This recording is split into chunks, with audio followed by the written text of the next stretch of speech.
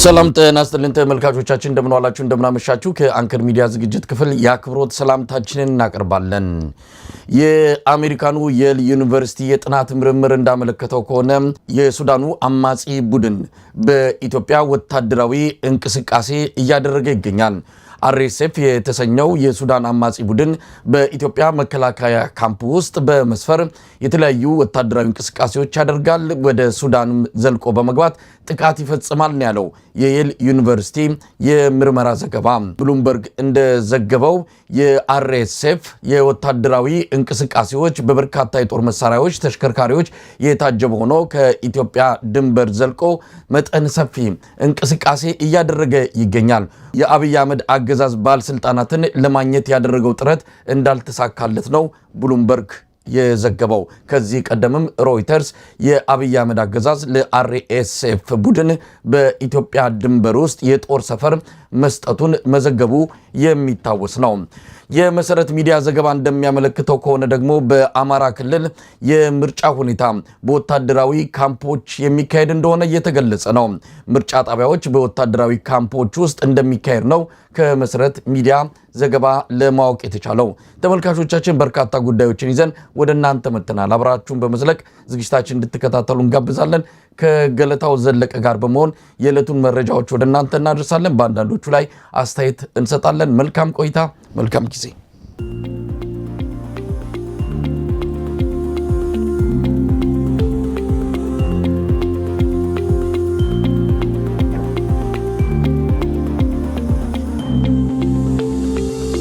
ጤና ይስጥልን ገለታው።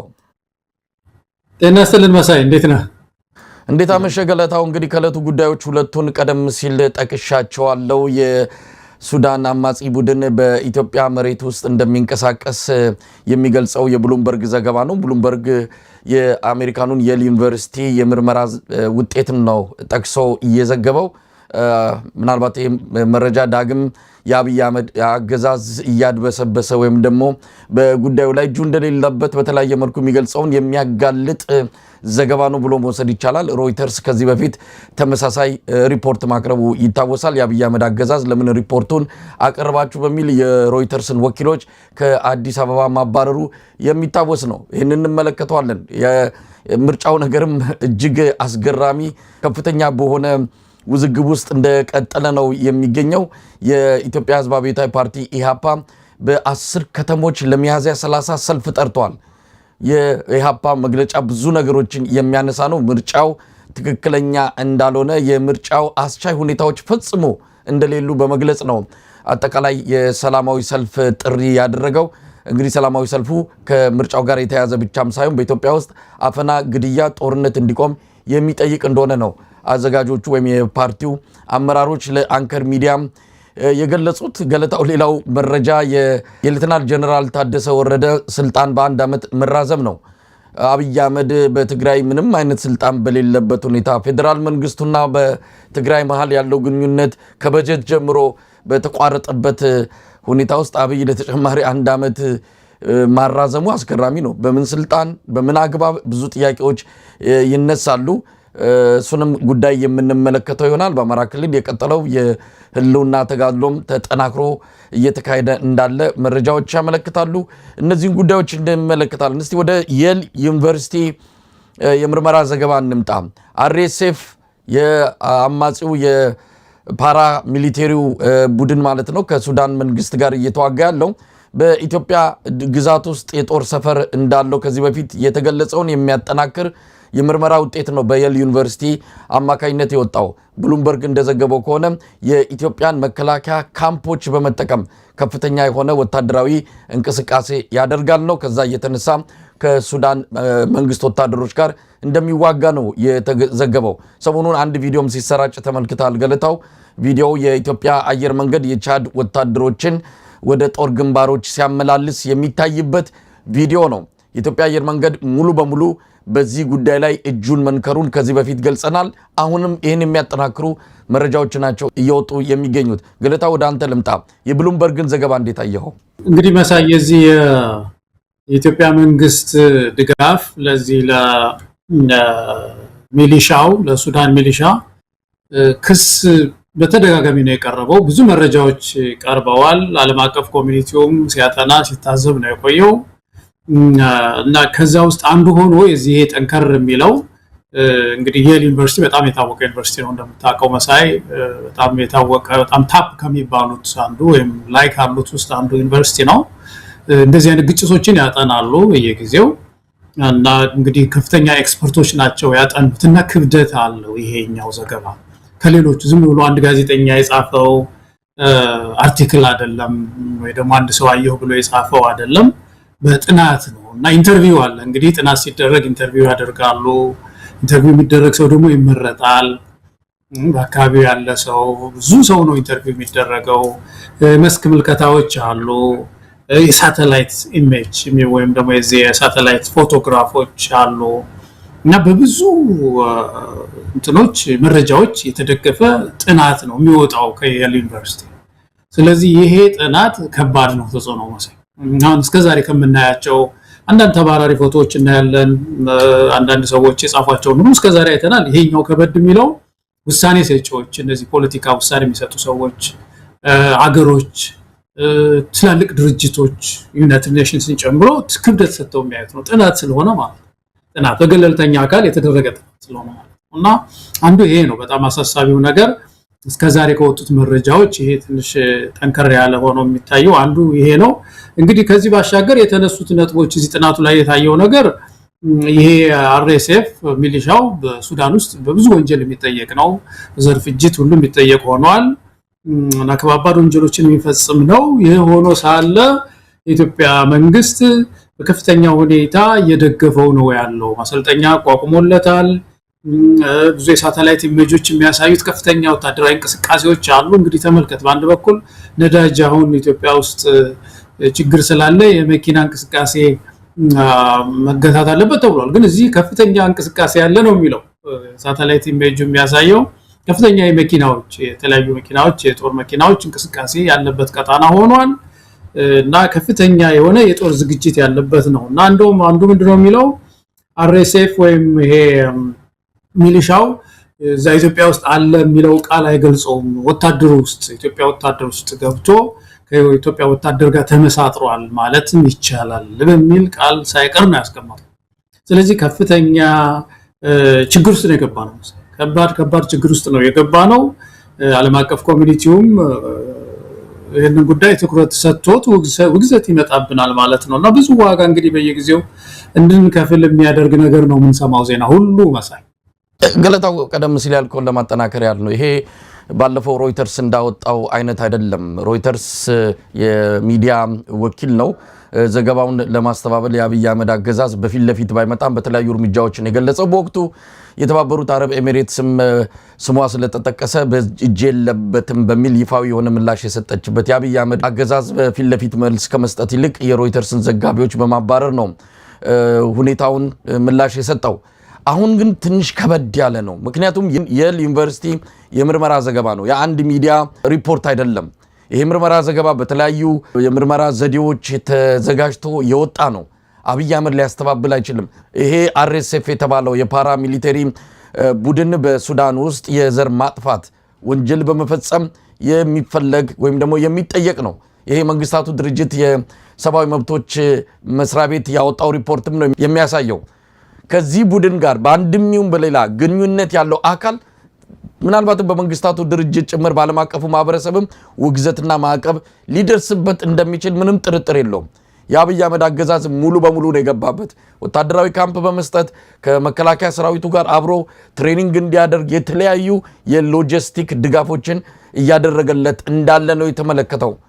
ይህንን በመነሻ አድርጎ እንግዲህ ብሉምበርግ የመከላከያ ሰራዊቱን ቃል አቀባይ መሰለኝ በስም ተጠቅሷል። ለማብራሪያ ጠይቆ ፈቃደኛ አይደሉም። የኮሚኒኬሽን ኃላፊዋ እንደዚሁ ተጠይቃ ነበረ። እሷ ምላሽ ልትሰጥ ፈቃደኛ አይደለችም። ስለዚህ ዘገባው በእንዲህ አይነት መልኩ ለኢትዮጵያ ሕዝብ ቀርበዋል። ጥያቄው ከዚህ በኋላስ አብይ አህመድ በሱዳኑ ጦርነት እጁን አስገብቶ ይቀጥላል? በዚህ ጉዳይ ላይ ዓለም አቀፉ ማህበረሰብ እና አሜሪካ ጨምሮ የመንግስታቱ ድርጅት ምን አይነት እርምጃ ሊወስዱ ይችላሉ? ይህ ትልቅ ሪፖርት ነው። ለአብይ አህመድ አገዛዝ ዱብዳ ነው ማለት እንችላለን። ገለጣው አሁንም ብቻም ሳይሆን አሁን በትኩሱ ብዙ ዋጋ ያስከፍለናል። አሁን ባለንበት ግን ቆየትም ብሎም እኮ ደግሞ ክስ ይመጣል እኮ። አሁን መረጋጋት ቢመጣ ሱዳን ውስጥ እኮ ወደ ዓለም አቀፍ ኮሚኒቲው ይሄዳሉ፣ ወደ ዓለም አቀፍ ፍርድ ቤት ይሄዳሉ። ይሄ በጄኖሳይድ ላይ ወይም በዘር ፍጅት ላይ የሚከሰስ እንደዚህ አይነት ጉዳዮች ዶክመንትድ ይሆኑና ይቆይና በኋላ ወደ ፍርድ ቤት ይሄዳሉ ተበዳዮች። ሄደው በዚህ ጊዜ ይሄን ያህል ሰው አልቋል፣ ዘር ጠፍቷል ሱዳን ውስጥ ሲባል እንግዲህ ከተጠያቂዎቹ አንዱ ልንሆን ነው ማለት እኮ ነው። ኢትዮጵያም በዚያ ወቅት እዚህ ውስጥ ገብታለች፣ ስታስተናግድ ነበረ። ይሄው የሊ ዩኒቨርሲቲ ያጠናው ይሄ ማነው አልጀዚራ ያወጣው ይሄውና እንደዚህ ዓለም አቀፍ ተአማኒነት ያላቸው ዋሽንግተን ፖስት ያወጣው ይሄው ተብሎ ብዙ መረጃዎች ቀርበው ፍርድ ቤት ልንቆም ሁሉ ልንጠራ እኮ እንችላለን ማለት ነው። እና እንደ ሀገር ይሄ ሰው ከባድ ወንጀል ነው፣ በኢትዮጵያ ታሪክ ውስጥ ታይቶ የማይታወቅ ነገር ነው። ኢትዮጵያ እንደዚህ አይነት አሸባሪን ስትደግፍ አትታወቅም። ዚምባብዌ መንግስቱ ኃይለማርያም ይደግፍ የነበረው የዚምባብዌ ህዝብ ነፃ እንዲወጣ ነው፣ ከጭቆና ነፃ እንዲወጣ። ሳውዝ አፍሪካን ስንደግፍ የነበረው አፓርታይድን ስንቃወም ነው። በተለያዩ ሀገሮች ውስጥ የዘመት ነው ኢትዮጵያውያን የታገል ነው በሌላ ቁመና ነበር። እንደዚህ ጎረቤት ሀገር ውስጥ ወንበዴ እየደገፈ ሽፍታ እየደገፈ በዚህ ደረጃ ነው ያዋረደን እና ገና መዘዙ ብዙ ነው ማለት ነው። ገና ፍርድ ቤት ሁሉ የሚያስጠራ ቀላጤ የሚያስከፍት አይነት እንትን ነው። በዚህ ደግሞ ከዛ በመለስም አሁን ብዙ ዋጋ ያስከፍለናል። እንግዲህ ታቅቦ ይኖረዋል፣ ኮሙኒኬሽናችን ይበላሻል። እንግዲህ ተመልከት፣ የንግድ ኮሙኒኬሽን አለ፣ ብዙ ነገር እኮ ጋር የተያያዘ ችግር ውስጥ ነው የምንገባው። ይሄ ሰው ደግሞ ይሄ አርኤስኤፍ እንደምታውቀው ተወግዟል። በዚህ በአሜሪካ በለው ብዙ ሀገሮች አሸባሪ ነው ተብሎ እኮ እየተገፋ ያለ እኮ ነው። ዩኤኢ ብቻ ናት እየደገፈችው ያለ። ስለዚህ ምን ከፍለው ዋጋ በየጊዜው እየጨመረ እንዲመጣ ነው ያደረገው። በጣም ያሳዝናል በእውነት። ገለታው እንግዲህ ምናልባት የአብይ አህመድ አገዛዝ ይሄ ጠንከር ገፋ ብሎ የመጣውን ክስ ወይም ደግሞ እንዲህ አይነቱን አደገኛ የሆነ ሪፖርት እንዴት ምላሽ ይሰጣል? ምናልባት ከሰሞኑ አብረን የምናየው ይሆናል። የተባበሩት አረብ ኤሚሬትስ ምናልባት ወደ ኋላ ላይ ከመካከለኛው ምስራቅ ወቅታዊ ቀውስ ጋር በተያያዘ ልናነሳት እንችላለን። አሁን እንደዚህ እጇን ያስገባችባቸው አካባቢዎች ላይ ብዙም ትኩረት እየሰጠች አይደለም፣ እየሰበሰበች ነው ያለችው እጇን። የራሷ ጣጣ በራሱ መውጫ መግቢያ አሳጥቷታል። ሰሞኑን የአብይ አህመድ አምባሳደር በአቡዳቢ በዛ በተባበሩት አረብ ኤሚሬትስ የዛን አካባቢ ባለስልጣናት አነጋግረው ነበረ። በዋናነት ከሱዳን ጉዳይ ጋር በተያያዘ ትንሽ ትኩረታችሁ ቀንሷል፣ እኛን ይዛችሁ ጎትታችሁ ገብታችሁ እናንተ አሁን ችላ ያላችሁት ነው አይነት ተብሎ ሊገለጽ በሚችል የዲፕሎማሲ ቋንቋ ለጉዳዩ ትኩረት እንዲሰጡ የተባበሩት አረብ ኤሚሬትስ ባለስልጣናትን ሲጎተጉቱ እንደነበረ ሰማን። በጣም አዋራጅ የሆነ አገዛዝ መሆኑን የምትረዳው እጁን ጎትቶ ካስገባው በኋላ ያኛው በፋይናንስ እና በአንዳንድ ጉዳዮች ብቻ ነው ይህንን ጦርነት ከጀርባ ሆኖ ሲገፋ የነበረው። አብይ አህመድ ግን አይኑን ጨፍኖ ገባበት። የኢትዮጵያን አየር መንገድ ጭምር ይዞ የገባበት ጉዳይ ነው። አሁን የተባበሩት አረብ ኤሚሬትስ ዳር እያለች ነው። እንኳን ለሌላው ለራሴም የሚሆን ነገር አሁን ከፍተኛ አደጋ መጥቶብኛል ብላ ጭንቀት ውስጥ ነው ያለችው። ምን ይውጠው ይሆን አብይ አህመድን? የተባበሩት አረብ ኤሚሬትስን አምኖ በዛ ድጋፍ ነው የገባበት። አሁን እሷ ዳር እያለች ነው። ምን ሊመጣ ይችላል?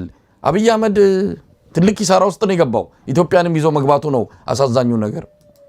መዛዬ ሰውዬ እኮ ቅድም ከአንድ ወንድም ጋር እያወራን ነበረና ወደ ስንት መርከቦች የኢትዮጵያ ነዳጅ የጫኑ መርከቦች ተስተጓጉለዋል እንደምታውቀውና ሄድ ብሎ እንደው ትንሽ መካከለኝነት ስሜት አሳይቶ ከዚህ ብሎ አንዳንድ ሀገሮች አስለቀቀዋል አይደል? ባለፈው ጊዜ እንደዚህ አይነት ዘዴ እንደመጠቀም የት ነው ሄደው? ዩኤኢ ነው ሄደው። እንደምታስታውሰው ዩኤኢ ሄዶ እንደ ለቅሶ ደራሽ በዛ ሰዓት ውስጥ እንትን ብሎ መጣ። አሁን ያ የበለጠ የገባንበትን ችግር እያጠበቀው ነው ሊመጣ የሚችለው እንጂ እንደዚህ አይነት ዊዝደም የሌለው መሪ እኮ ነው። በጣም ተራ የሆነ አስተሳሰብ ዝም ብሎ ለሊት ነው። መቼም አማክሮ አይሆንም ያንን እርምጃ ወሰደ። በሆነ አማክሮ ቢሆን የተሆነ ሰው እዚህ ውስጥ አትግባ፣ እዚህ ውግዘት ውስጥ አትግባ። አንደኛ ኢትዮጵያ እንደዚህ አይነት ነገር ውስጥ ገብታ ማጣቅ በተፈጥሮዋ ኢትዮጵያ የያዘችው አቋም አለ። የዓለም አቀፍ ፖለቲካውን በሚመለከት በጣም መካከለኛ ናት።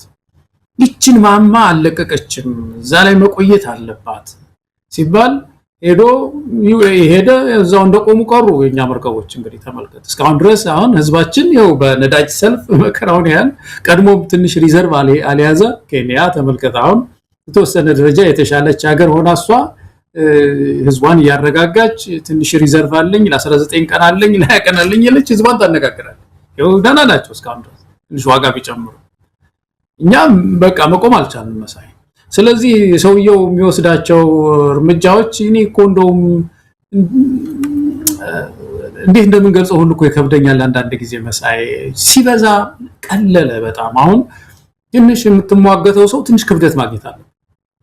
የተወሰነ የምትነቅፈው ነገር የተወሰነ ሆኖ ደግሞ ትንሽ ደግሞ የሚታገልህ ነገር መሆን አለበት። በየሄደበት የሚከስር ሰው አገር ይዞ ነው የሚከስር። ስለዚህ በዚህ በመካከለኛው ምስራቅ በኩል ያለውን በተለይችን ቀውስ ያው እንደዚህ አድርጎታል መሳይ። በተለይ ከዩኤኢ ጋር ባለው ይቻ ሀገር ያልከው ነገር ነው መሳይ። አሁን የተወሰነ ኮሚቴ ነገር አለ ይመስለኛል የኢትዮጵያን ጉዳይ የሚመለከት እዛ ጋር ዝም ብሎ በየጊዜው አሁንም የዩኒቨርሲቲ ያወጣውም እኮ እስካሁን ቀጥሏል እየደገፈ ነው አብይ አህመድ ነው የሚለው እና ሊቀጥል ይችላል። የተወሰነ እንግዲህ ፍርፋሪ ያገኛለው በሚል ሊሆን ይችላል። ግን ሀገሪቱም ራሷንም ማዳንም አልቻለች። በዚህ ሰዓት እንደምናየው በጣም ከባድ ችግር ውስጥ ነው የገቡት ሚድል ኢስት ያሉ ሀገሮች፣ የተለያዩ አነስተኛ የሆኑ ሀገሮች የጂኦግራፊ ተክለሰውነታቸውን በጣም ትናንሽ ስለሆነ ለዚህ አይነት ምት በጣም የተጋለጡ ናቸው። እንደው ሌላው ተወውና ድምጹ ራሱ እኮ በሙሉ ሀገሯን ነው የሚበጠብጣት። አንድ ነገር ሲያልፍ ከተማዋን በሙሉ ድምጹ ብቻ የአንድ ሚሳኤል ድምጽ ብቻውን ሲያሸብራቸው ነው የሚውለው የሚያድረው እና እጅግ በጣም ያሳዝናል መሳይ የገባንበት ችግር በዚህ ሰው ዘመን። መንግስታቱ ድርጅትም ሆነ ዓለም አቀፉ ማህበረሰብ እና አሜሪካ ከዚህ አንፃር የሚወስዱት እርምጃ ይኖር ይሆን በቀጣይ? ይሄ ነገር በጣም ከባድ ነው። አሜሪካ መንግስትም የመንግስታቱ ድርጅትም ሌሎችም ሀገራት በዚህ በአርኤስኤፍ ላይ የወሰዱት በርካታ እርምጃዎች እንዳሉ እናውቃለን። ከዚህ ቡድን ጋር የተነካካን ደግሞ በአንድም ይሁን በሌላ ማዕቀብ መጣላቸው አይቀርምና ምን ልንሰማ እንችላለን? መረጃዎች በስተዋል መሳይ። አሁን በዚህ ተቋም ላይ በዚህ ሚሊሻ ላይ ከባድ እርምጃ ይወሰድ ከተባለ እኛን ያገኘናል ማለት ነው።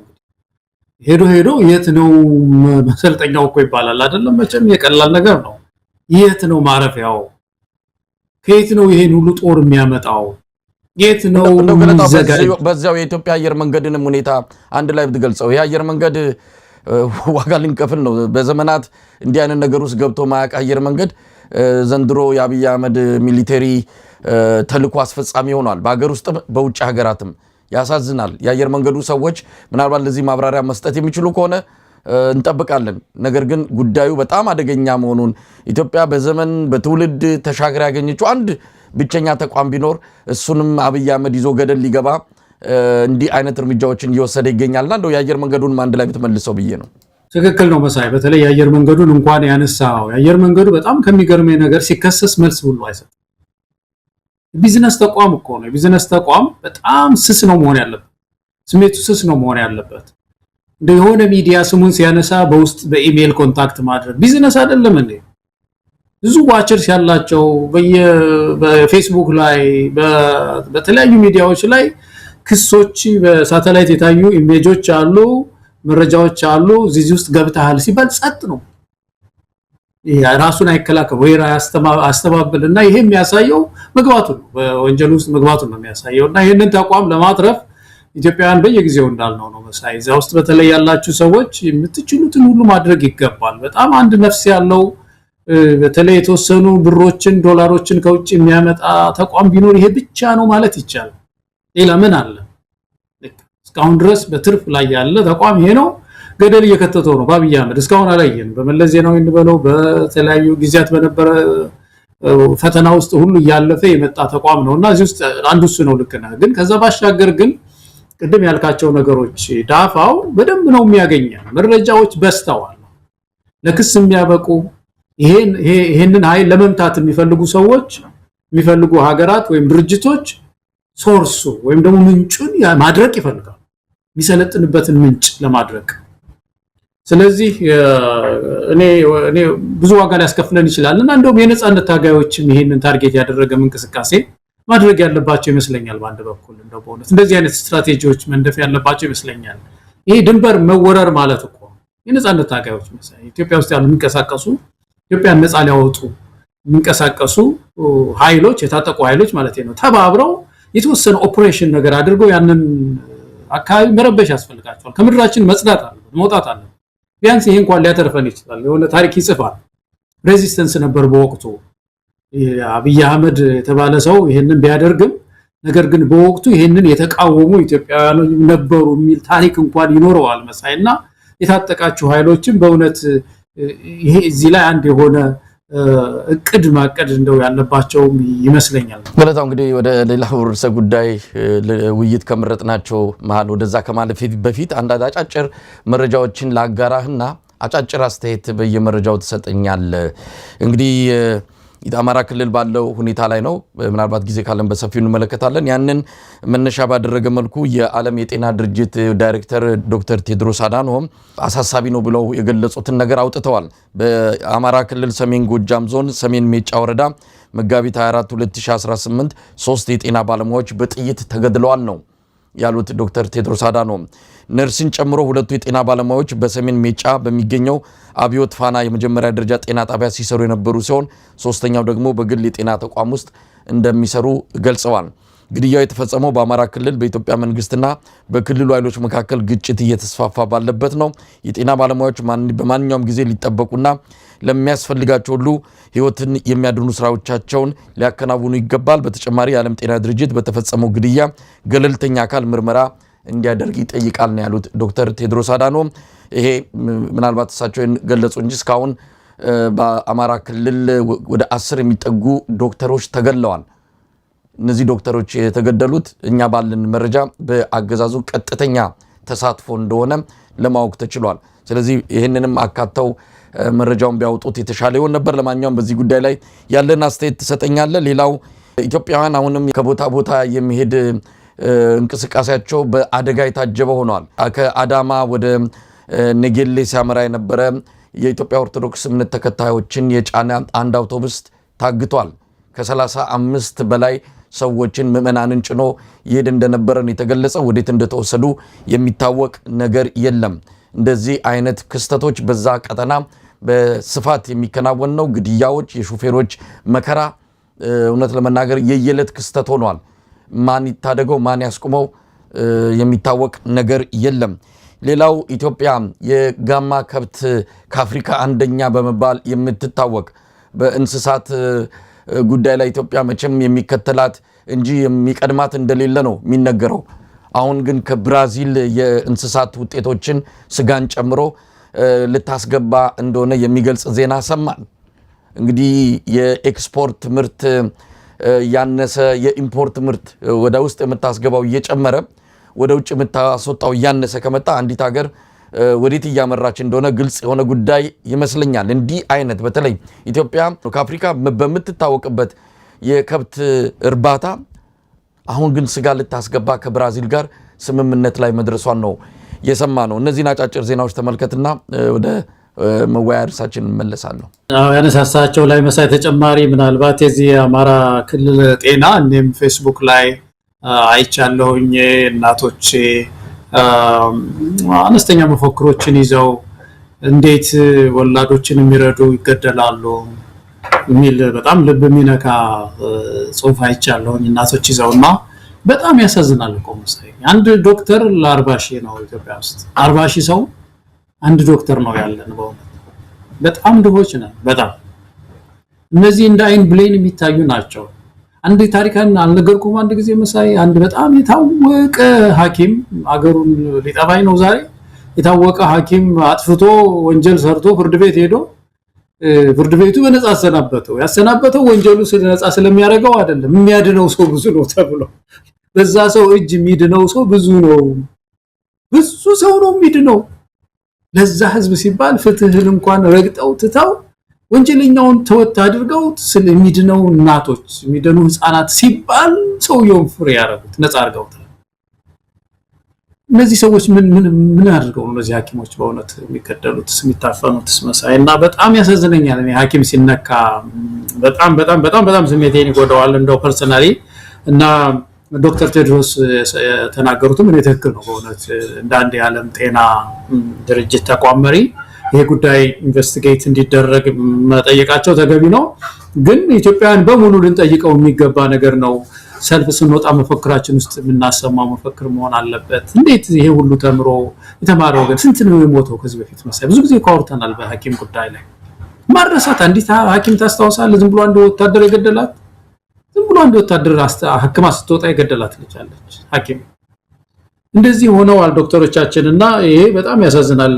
የዚህ እንቅስቃሴ ጉዳይማ ምን አዲስ ነገር አለው መሳይ? እኔ እኮ ይሄ ብቻስ ነው ወይ የምንሰማው ዜናስ ብቻ ነው ወይ የሚታገተው? እኔ እኮ ማንሰማው ሰው በጣም ብዙ ይያዝ ነው የሚመስለኝ መሳይ። ይሄ በአውቶቡስ ሆኖ በተለያየ መኪና ሆኖ ሳይሆን ዝም ብሎ ግለሰብ ብዙ የሚሰቃይ ነው የሚመስለኝ።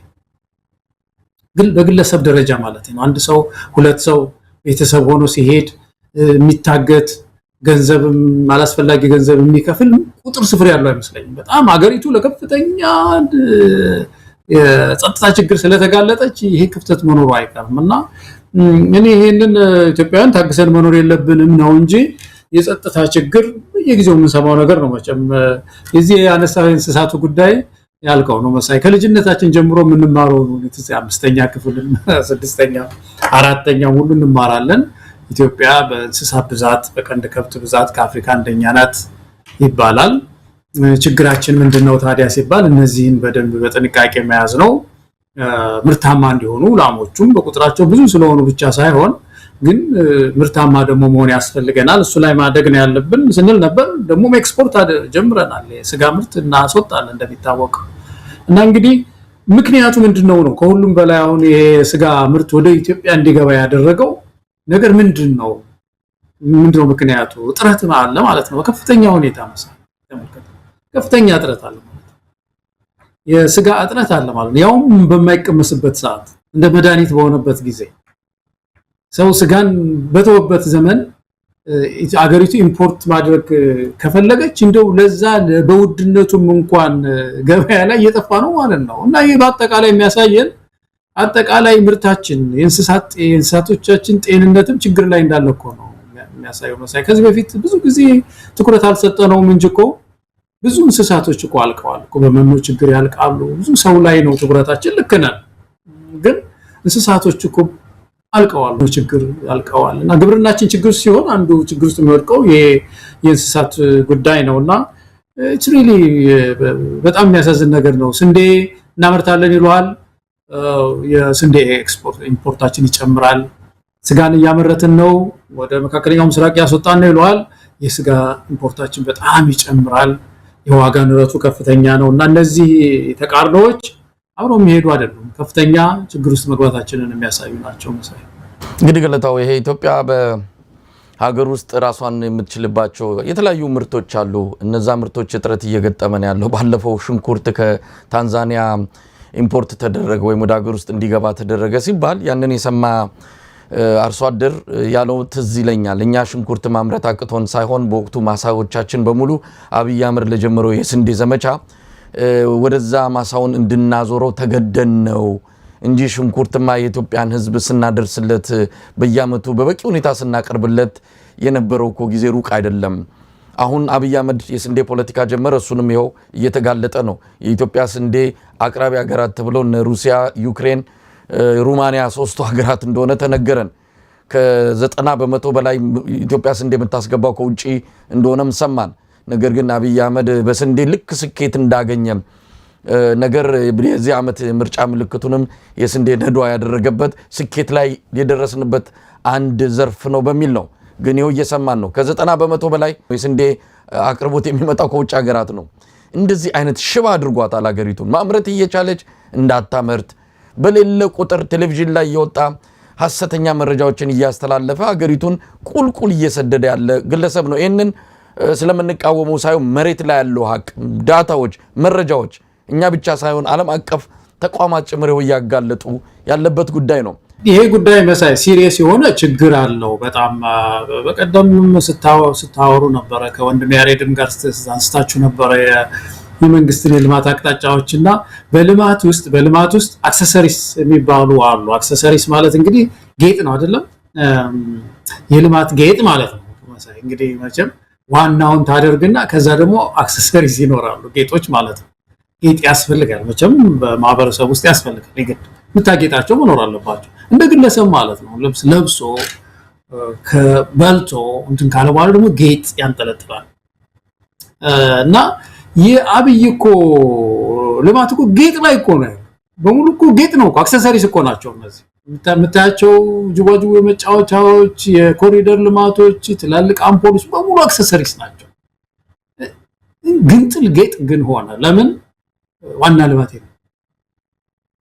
ወተት አይጠጣም ለማልተለ አይረባም እኮ ቢያመድ እዚህ የግብርናውን እንትን ለመቀየር ተወሰኑ በጣም ምርታማ ያሆኑ አሁን ኬንያ ውስጥ ወደ 30 ምናምን ከ30 በላይ ሊትር የሚያመርቱ ላሞች ምናምን ላይ ነው ጥልፊያቸው።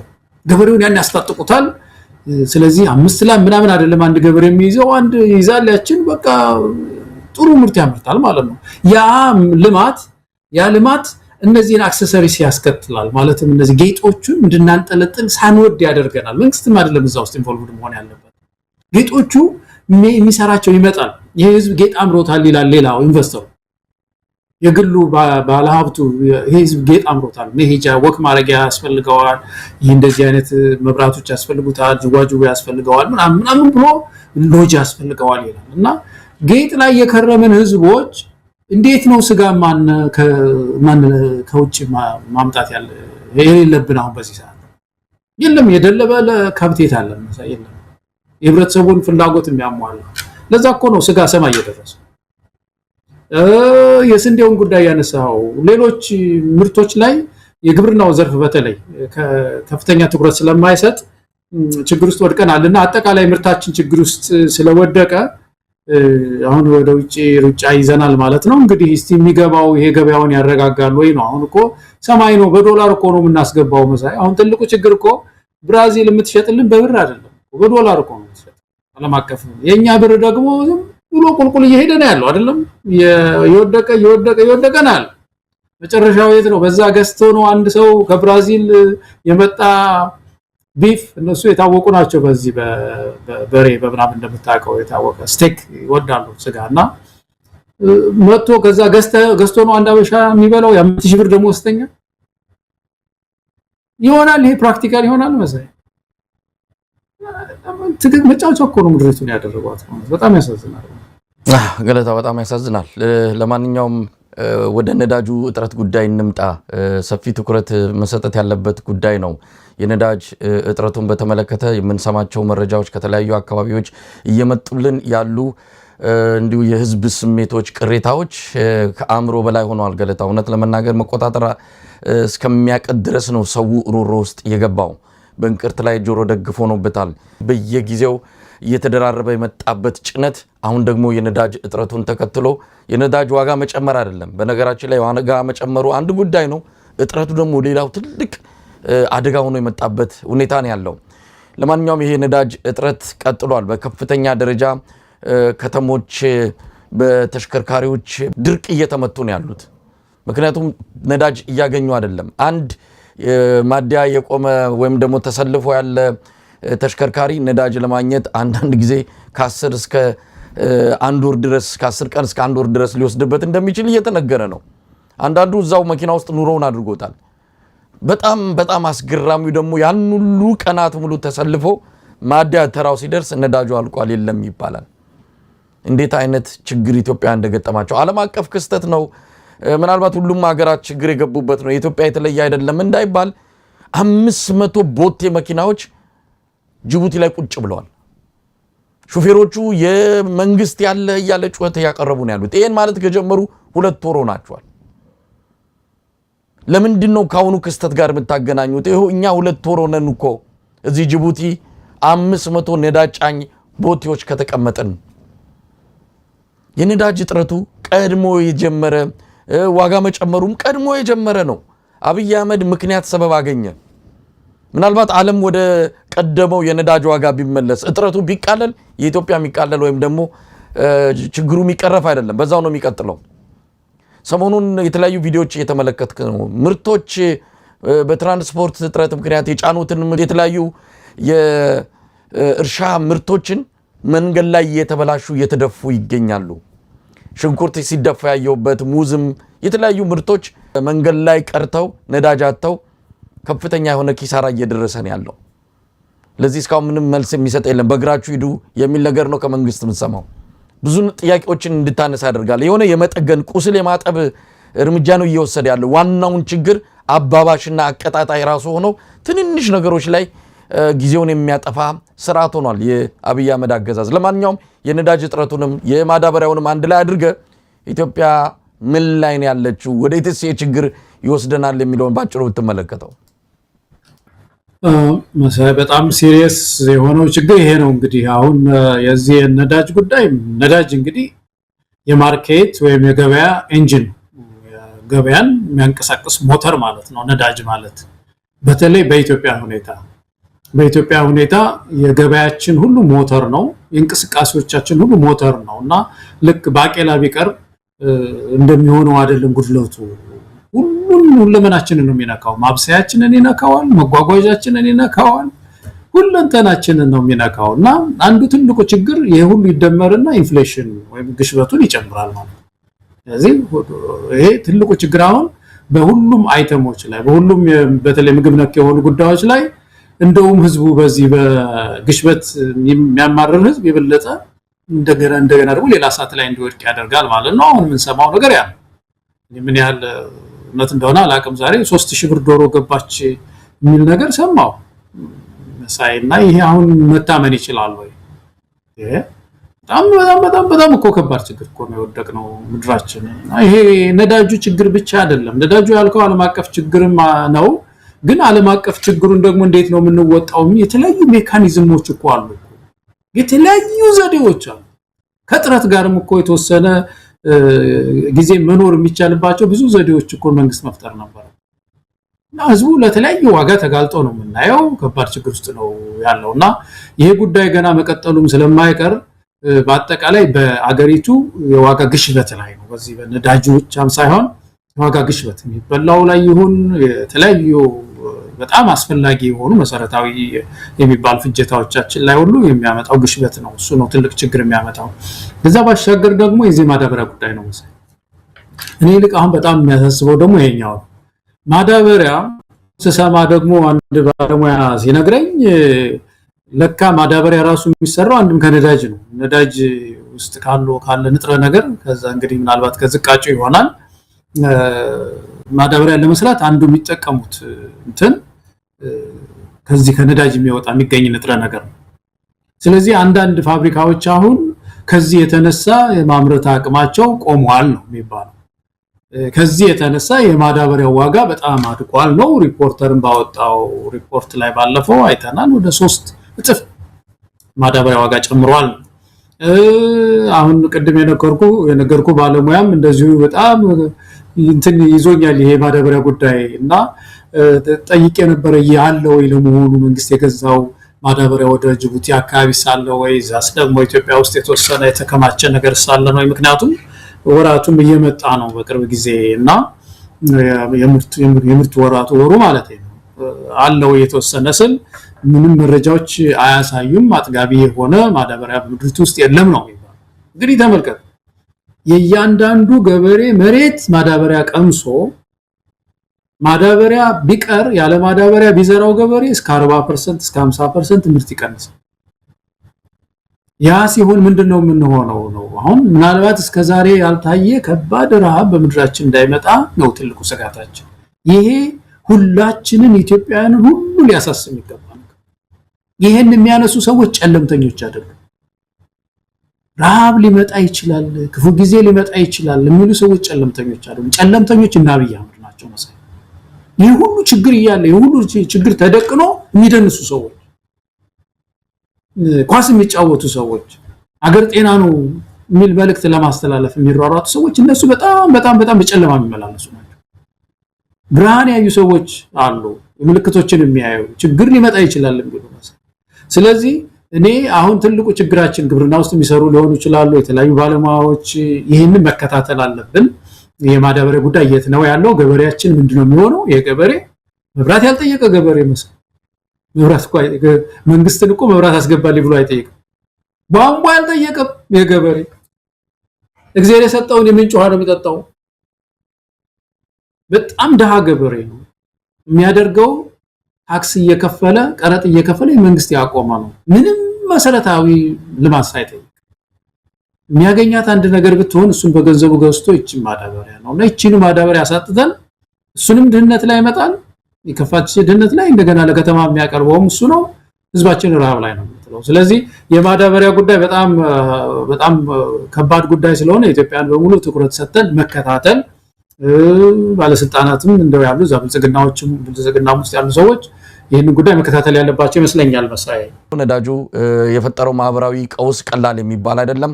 በአዲስ አበባ የታክሲ አውቶቡስ ተራ የሚታየው የህዝብ መጨናነቅ በከፍተኛ ደረጃ አሳሳቢ ነው። ሰው ወጥቶ መግባት አልቻለም፣ ወደ ስራ መሄድ አልቻለም፣ መንቀሳቀስ አልቻለም። በእግር ተጓዙ ይላሉ። በእግር የቱን ድረስ ሄደ ልትዘልቀው ትችላለህ? ስራ ለመግባት ምናልባት የምትኖርበት አካባቢ አብዛኛው የአዲስ አበባ ሰራተኛ በአሁን ሰዓት ቤት ተከራይቶ የሚኖረው ከአዲስ አበባ ዳር ባሉ አካባቢዎች ነው። ወደ መስሪያ ቤቱ ለመሄድ በትንሹ በእግር ከ2-3 ሰዓት በላይ ሊፈጅበት ይችላል።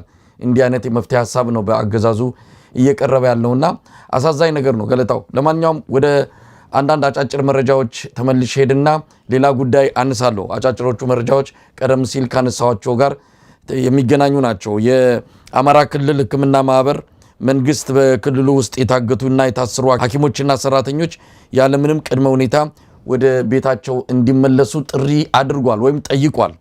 ከቅርብ ጊዜ ወዲህ በሐኪሞችና በሌሎች የሕክምና ባለሙያዎች ላይ እየተከሰተ ያለው ዘርፈ ብዙ ችግር አደገኛ ደረጃ ላይ ደርሷል ያለው ማህበሩ የሕክምና ባለሙያዎች ለግድያ፣ ለእስራት፣ ለአፈናና ለስደት እየተዳረጉ እንዳለም ገልጿል።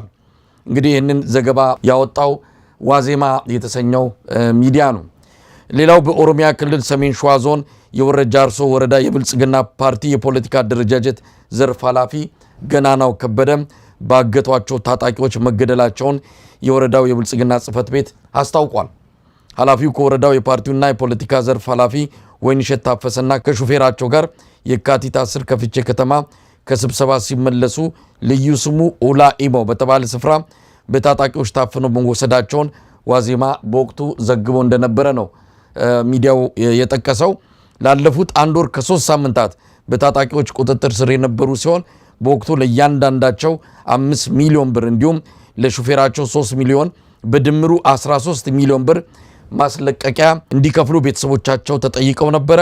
ይሁንና የገናናው ቤተሰቦች በድርድር 3 ሚሊዮን ብር ቢከፍሉም ታጣቂዎቹ ግለሰቡን መግደላቸውን ነው ዋዜማ በዘገባው ያመለከተው። እንግዲህ ቀደም ሲል ያነሳ ነው አገሪቱ ሰላም የለም ገለታው፣ ሰላም የለም።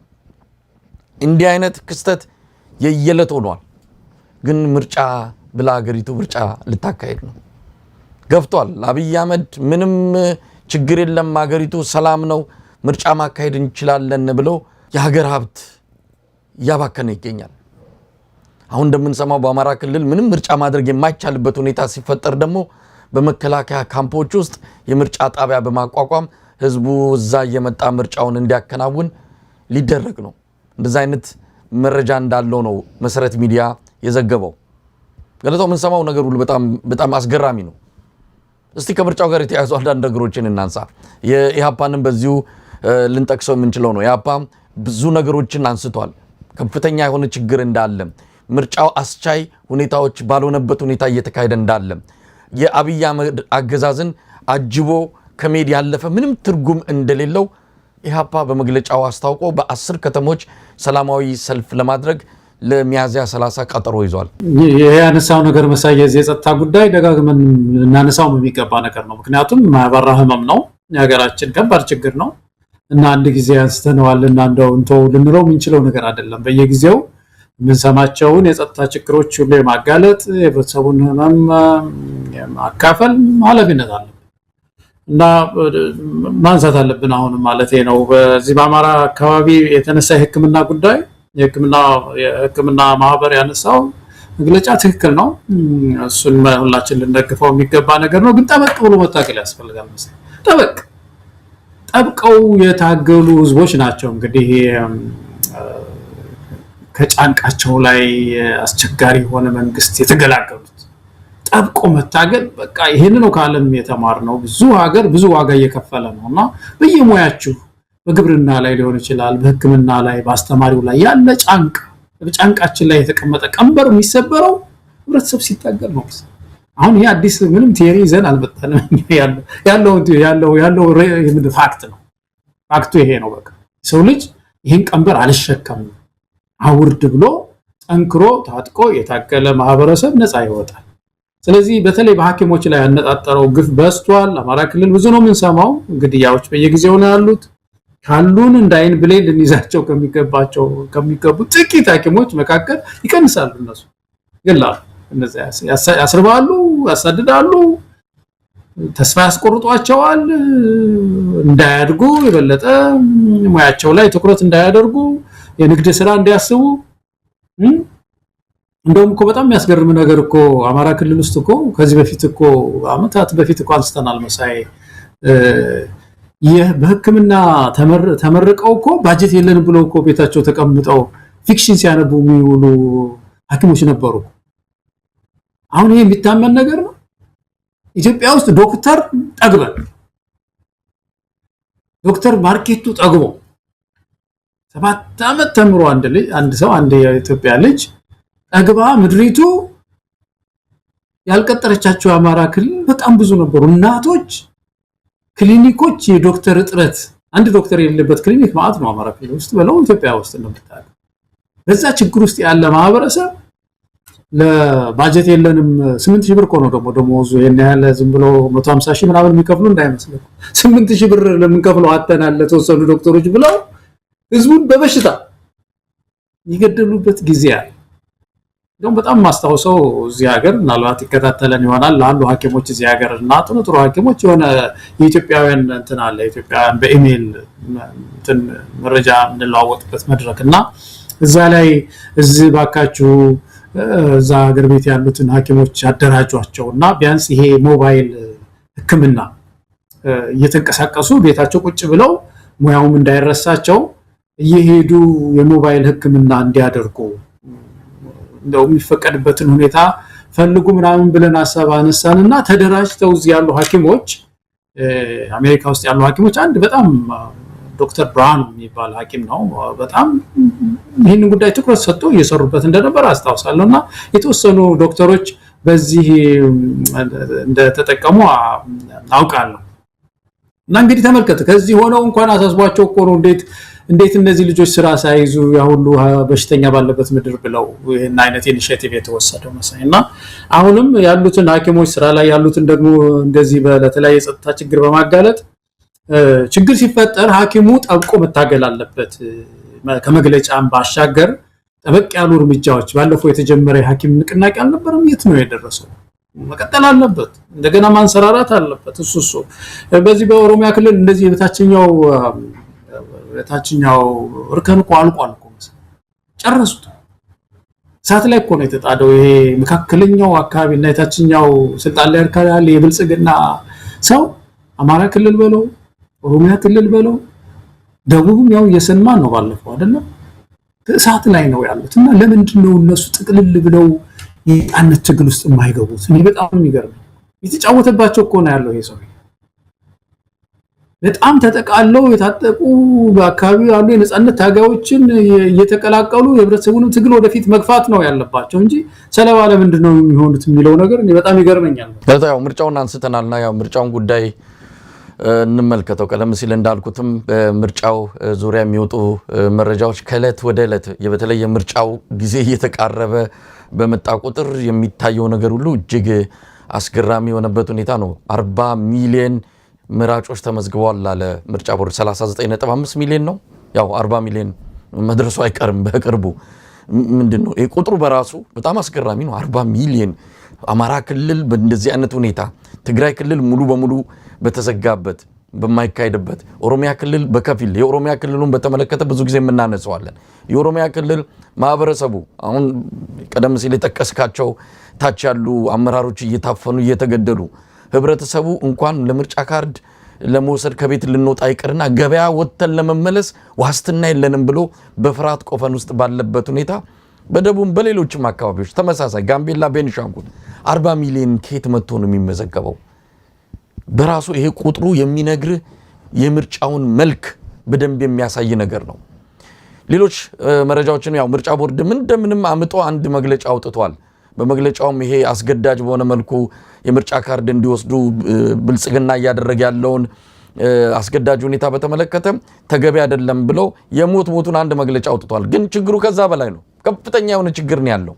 አብይ አህመድ ምንድነው መመሪያ እንዲወርድ ባደረገበት ሁኔታ እያንዳንዱ የመንግስት መስሪያ ቤት አሁን ደግሞ ወደ ግሉም እየመጡ ነው። የምርጫ ካርድ መውሰድ ግዴታ ነው። ካልወሰዱ ደሞዝ አይከፈልም። ካልወሰዱ የሴፍቲ ኔት ተጠቃሚ አይሆኑም። እንዲህ አይነት መመሪያ ወጥቷል። ሌላው ቤት ለቤት የምርጫ ካርድ እየተሰጠ ነው። ቤት ለቤት እንደ ፖሊዮ ክትባት ምንድነው ባለው ቤት ለቤት እየተሄደ እንደሚሰጠው አይነት የምርጫ ካርድ ቤት ለቤት እየተወሰደ ለህዝቡ እየታደለ ነው ያለው። በእንደዚህ አይነት መልኩ የሚካሄድ ምርጫ ነው። ይሄ ሰው የእውነትም እንዳልኩ ሀገሪቷ ላይ እየተጫወተባት ነው። ንቀትም ጭምር ስላለበት ነው። ፍርሃት በእርግጥ ዋናው የሱ የሚገፋው ኃይል እንደሆነ ይታወቃል። በአማራ ክልል በመከላከያ ካምፖች ነው የምርጫው ሂደት የሚከናወኑ። ካምፖች ውስጥ የምርጫ ጣቢያዎች ተቋቁመዋል። ነገ ከነገ ወዲያ በወታደር ታጅበው በዙ 23 ከላይ ደግሞ በድሮና በጀት ህዝቡ እየታጀበ ወደ ምርጫ ጣቢያዎች ወደ መከላከያ ካምፖች እየገባ ነው ድምፅ ሊሰጥ የሚችለው። ቢቀርስ ከዚህ ሁሉ እንግዲህ የኢህአፓንን መግለጫ በዚሁ እናነሳዋለን። እንደው እኔ እኮ አንዳንዱ ነገር እኮ ቅድም ያልነው ነገር ነው። አሁን በተለይ ተጠይቅ ይዞ ይሄ ሎጂክ የሚባለውን ነገር ወይም ደግሞ ቲዮሪዎች አሉ አይደል፣ ንድፈ ሐሳቦች፣ ለምሳሌ የምርጫ ጽንሰ ሐሳብ ይዞ እኮ ለሚከራከር ሰው እኮ በቃ ትግስት ከሌለው ሲበግን ነው የሚውለው መሰለኝ። አሁን በድምጽ ውስጥ ቮት በሚባለው ውስጥ 3 ድምጽ ነው እንግዲህ ያለው አይደለም። አንደኛ ተቃውሞ ነው፣ ሁለተኛው ድጋፍ ነው፣ ሶስተኛው ተአቅቦ ነው የሚባለው። ሲቆጠርም እኮ እዛው ፓርላማ ውስጥ እንደዛ ያደርጉ የለም እነሱ። ድጋፍ ያለ ይላሉ፣ ድጋፍ ያለ ያወጣል። ተቃውሞ ያለ ተቃውሞ ደግሞ ዝም ያለው ምንም ድምጽ ባይሰጠው ደግሞ ተአቅቦ መዘገብለታል አይደለም። መብቱ ነው አልደግፍም አልቃወምም ማለት ነው። አንድ በምርጫ ውስጥ ያለ አንድ የዲሞክራሲ ሂደት ነው። አንድ ዜጋ አልመርጥም ማለት መብቱ። እቺ ትንሽ የዲሞክራሲ ጽንሰ ሐሳብ ትባላለች። በቃ ምናልባት የዋን ኦን ዋን ይባላል አይደለም በዲሞክራሲ ትምህርት ውስጥ መጀመሪያ ላይ ለእንትን የሚሰጥ ሰው ይቺን እንኳን ሳያጠኑ ነው ወይ ዲሞክራሲ ምርጫ የሚለው ውስጥ የገቡት ነው እነዚህ ሰዎች። ምረጥ ተብሎ እንዴት አንድ ሰው ካርድ ይሰጣል? ጃዋር አንዳንድ ጊዜ ፈገግ ያደርገኛል የሚናገረው ነገርና በቀደም ምን ሲል ሰማው ለሱ የደረሰው መረጃ ነውና አንዱ ነጋዴ ያለ ምን ይሉታል አለ እንግዲህ ንግዱ እንዳትቀርበት ሄዶ እሱ ፈልጎ አይደለም እኮ ካርድ ለማውጣት ሄደው ንግዱን ብቻ እንዳያስተጓጉሉበት ዝም ብሎ ሄደ እና ሲሄድ ምን ይሉታል ስንት ቤተሰብ አለ 6 ነው 6 ቤተሰብ አለ አዎ 6 ካርድ ሰጥተውት ቤቱ 6 የመምረጫ ካርድ ማለት ነው እንግዲህ ለቤተሰቡ ሁሉ ሄዶ ሊያድል ነው በሱ ስም ነው ያወጣው 6 ካርድና ስለዚህ እድሜው ለመምረጥ ያልደረሰም ጭምር ህፃንም ካለ በሱ ስምም ወስደዋል ማለት ነው።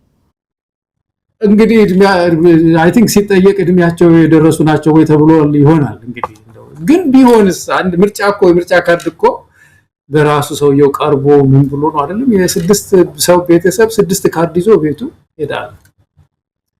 እንደዚህ ሆነን አናውቅም ኢትዮጵያውያን እንደዚህ ምርጫ መቀለጃ ሆኖ አያውቅምና አጠቃላይ በተለይ ይሄ አስገደደ ምረጥ የሚባለው ነገር የዜጎችን ያለ መምረጥ መብት አልመርጥም እኔ እዚህ ውስጥ አልገባም ማለት መብታቸው እና ይሄንን መብት የሚጋፋ ደግሞ ወታደር እንትን ውስጥ አስቀምጥ ካምፕ ውስጥ አስቀምጥ መስሪያ ቤት አስቀምጥ እንደዚህ አይነት እንትኖች በእውነት ከምርጫ ጽንሰ ሐሳብም ጋር በጣም የተራራቀ ነው። ምናልባት ወደዚህ ወደ ኢህአፓ መግለጫ በዚሁ ምናልፍ ከሆነ መሳይ ኢህአፓ መግለጫው በጣም ጠንካራ መግለጫ ነው ያወጡት መግለጫ እንደውም ርዕሱ የሚለው አስቻይ ሁኔታዎች ያልተሟሉለት ምርጫ አምባገነንነትን እንዲናዋለድ ነው እና ይሄ ርዕሱ ነው እንግዲህ ተመልከተው አስቻይ ሁኔታዎች ያልተሟሉለት ምርጫ አምባገነንነትን እንጂ ዲሞክራሲን አያዋልድም የሚል ነው። በዚህ ውስጥ እንግዲህ ብዙ ነጥቦች ተነስተዋል። እንደገባኝ ከዚህ በፊት ወደ ምርጫ የገባው ኢህአፓ በቅድመ ሁኔታዎች ነበር እና ምርጫው አንድ ወር አካባቢ ነው ስንት ነው የቀረው በጣም አጭር ጊዜ ነው የቀረው እንደዛ ያስቀመጥናቸው ቅድመ ሁኔታዎች ዛሬም አሉ ብቻ ሳይሆን እንደውም ብሶት ጨምረው ነው ያሉት ድርድር ይደረግ ብለን ነበር ድርድር የሚባለው ነገር ጨርሶም አልተደረገም የታሰሩ ይፈቱ ብለን ነበር አልተፈቱም ሚዲያ ነፃነት ተብሎ ነበር በተለይ የመንግስት ሚዲያ የመንግስት ማጨብጨቢያ ብቻ ነው ዓለም አቀፍ ታዛቢ የለም የዓለም አቀፍ ታዛቢም አንፈልግም ብለው አልተጋበዘም በፓርቲዎች ላይ ያለው ወከባ ለጊዜው ከመቼም ጊዜ በላይ ቀጥሏል ትግራይ በሚቀጥለው ጊዜ እስካሁን አልተወከለችም አሁንም ሳትወከል ልትቀር ነው አማራ ክልል ኦሮሚያ ክልል ያለው ጦርነት መጠኑን ሁሉ ጨምሮ በከባድ ውጥረት ላይ ነው ምድሪቱ ያለችውና በዚህ ሁኔታ ውስጥ ምርጫ አስቻይ ሁኔታ የለም የሚል ድምዳሜ ነው እንግዲህ የደረሱበት ካንተ ጋራ የህዝብ ግንኙነት ኃላፊው ጋር ያደረጋችሁት ጥብቅ ያለ ውይይት አዳምጫለሁኝ ብዙ ሰው የሚገምተው ይሄን መግለጫ አይቶ ወደ መጨረሻው ላይ ኢህአፓ ምርጫውን ትቶ ሄዷል የሚል ሐሳብ ያስብ ይመስላል ግን እነሱ የወሰኑት ውሳኔ መጨረሻ ላይ ህዝብ ወጥቶ ተቃውሞን ያሰማ እና ሰልፍ እናድርግ የሚል ነው ይሄ ኢትዮጵያውያን በሙሉ ድምጽ ይሄንን ጥሪ መስማት የሚያስፈልግ ይመስለኛል በአጠቃላይ ግን ምርጫ አላስቻይ ሁኔታው እየጨመረ መጥቷል የሚለው ነገር ብዙዎቻችን ነው የምንገዛው ነገር ነው የምናውቀው ነገር ነው በዚህ ጊዜ ግን ይሄንን መግለጫ ማውጣታቸው እኔ በእውነት ትልቅ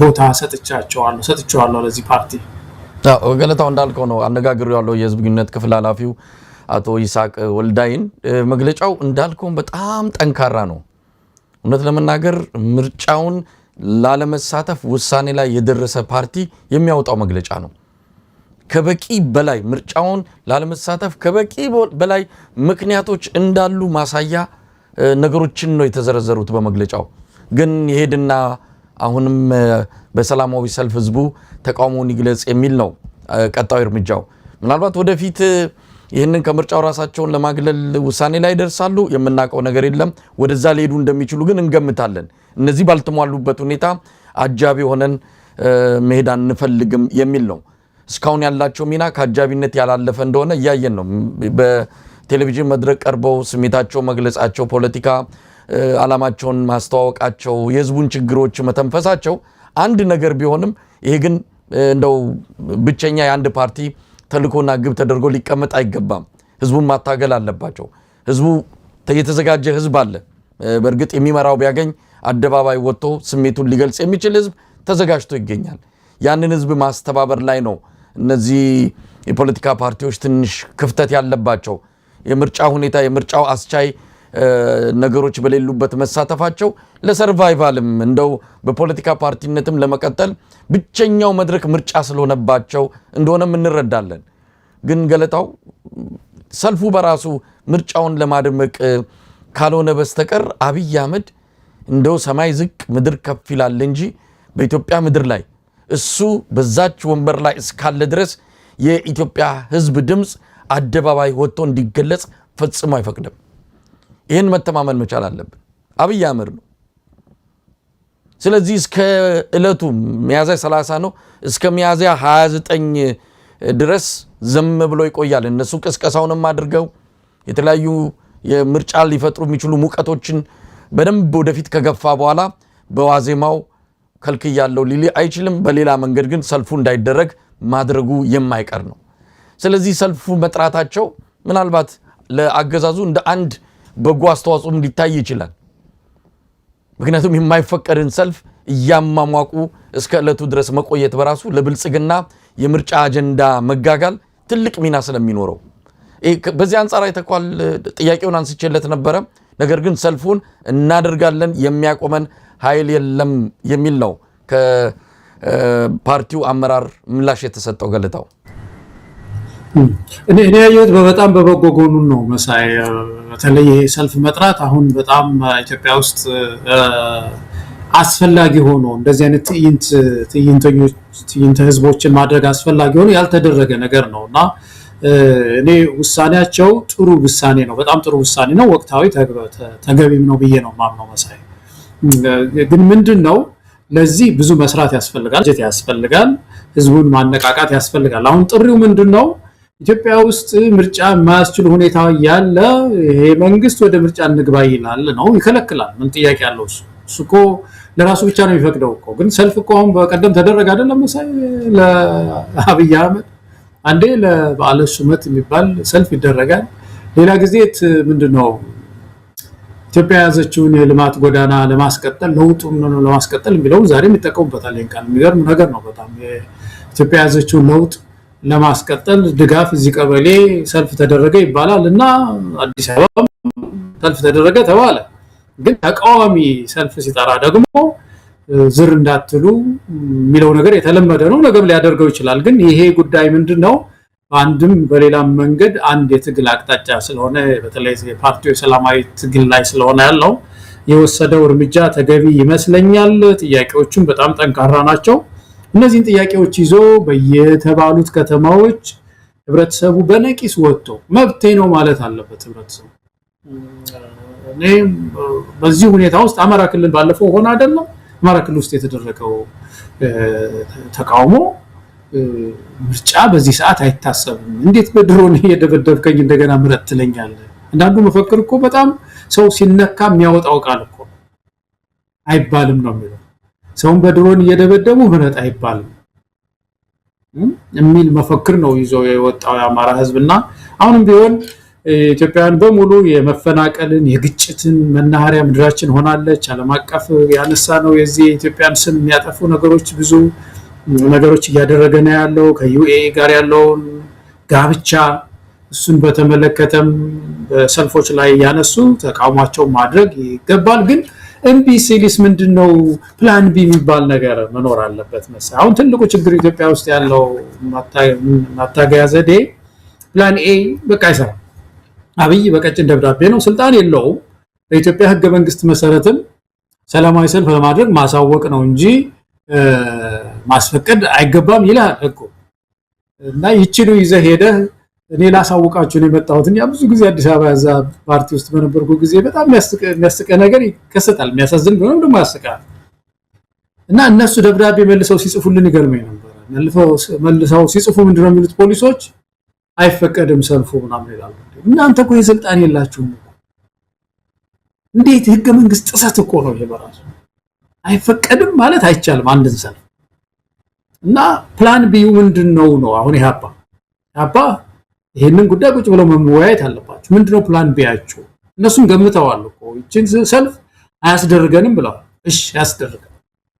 ከዛ ፕላን ቢዩ ምንድነው የዛ ፓርቲ? ምክንያቱም ሰላማዊ ትግል መቆም የለበትም። እንዴት አድርጌ ነው ማታግለው የሚለው በፕላን ቢዩ ውስጥ መኖር ያለበት ይመስለኛል።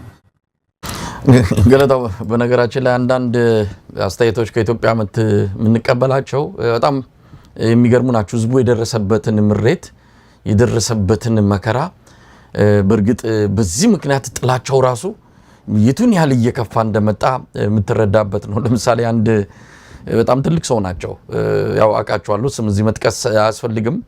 አብይ አህመድ ሲገባ እልል ብለው ከተቀበሉ ሰው ናቸው። አዲስ አበባ ነዋሪ ናቸው እና ከትላንት በስቲያ ነው እንደዚሁ ያው በስልክ የሚያገኙኛልና ደውለው ያንተን ሚዲያ አንከር ሚዲያን መከታተል ካቆምኩ ቆይቻለሁ አሉ። ለምን ነው አልኳቸው። አይ በቃ ለምን ስሙን ትጠራላችሁ? የማንን ስም? የአብይ አህመድን። እንዴ ታዲያ ማን ብለን እንጥራው? እንግዲህ በዚህ ደረጃ እሳቸው ያሉት ብዙ አማራጭ ነገሮችን ሰጥተውኛል እንድንጠራ፣ እሱን በምን መልኩ እንድንገልጸው እንደፈለጉ የሰጡኝ ዝርዝር አለ። እሱን አልጠቅሰውም። ይህን አነሳሁት ያለ ምክንያት አይደለም። በዚህ ደረጃ ስሙን ስለምትጠሩ ብለው እንኳን መከታተል አንፈልግም የሚሉ ኢትዮጵያውያን ነው የበረከቱት። ሰው ቴሌቪዥኑን ጥርቅም አድርጎ ዘግቷል። እሱን ለማየት ሌላ ነገር ነው የሚመለከተው። ይህን ህዝብ ነው እንግዲህ መረጠኝ እያልክ እንዲህ አይነት ዘመቻ የምትከፍትበት። ማንቁርቱን አንቀ እጁን ጠምዘዘ ምርጫ ካርዱ ዘድ ምርጫ ካርዱን ደግሞ እኔን አሁን በቅርቡ የታየው በቪዲዮ ጭምር ይወጣ አለ። ኦሬዲ እንትኑ የብልጽግና እንትን ቀልሞ ተዘጋጅቶ ቁጭ ያለ ምርጫ ካርድ አለ። የድምጽ መስጫ ወረቀት ማለት ነው። ይህን ህዝብ እንደዚህ በዚህ ደረጃ የተንገፈገፈ በዚህ ደረጃ አብይ አህመድን ላለመምረጥ 1001 ምክንያት አለኝ የሚል የኢትዮጵያን ህዝብ እኮ ነው አብይ አህመድ ምረጥ። አስቸጋሪ ነገር ነው። ምናልባት ገለታው ከዚህ ከምርጫው ጋር የተያዘ አጭር አስተያየት በሰጥ። በነገራችን ላይ ቅሊንጦ ማረሚያ ቤት የደረሰን መረጃ አለ። በዚህ አጋጣሚ ልናነሳው ነው። ቀደም ሲል ኢህአፓ ያቀረባቸው አንዱ የፖለቲካ እስረኞች ይፈቱ ነው።